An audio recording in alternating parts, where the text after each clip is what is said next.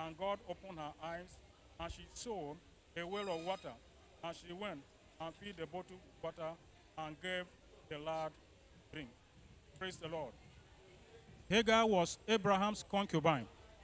If you know the story, how this came about, Abraham was expecting the fulfillment of God's promise in his life for him to have a covenant child, a covenant seed, and but there was delay, the wife Sarah became impatient and recommended that Abraham should take the maid and go into her and bring forth a child so that the promises that has lingered according to them will come to pass.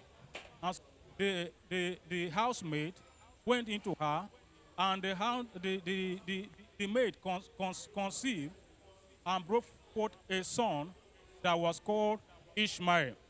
So when Ishmael was growing up, Ishmael started fighting Isaac, mocking Isaac. But even before we got to this point, we noticed the behavior of Hagar over her mistress. She wasn't submitted when she could not take it anymore. When she started mocking Isaac, who is the heir of the promise. Abraham did just that and just gave them a bottle of water to travel through the wilderness and settle in any destination of her choice. And so the story is making us understand how Hagar became a single parent just in a twinkle of an eye. She woke up one morning and became a single mother, not by her own making. Do you understand that? She never became Abraham's concubine by her own making. It was her mistress that suggested that.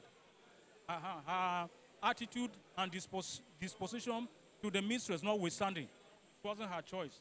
And so it is the call of this teaching that we are going to partake this morning is going to tell us about the disposition of God touching widows and single parents.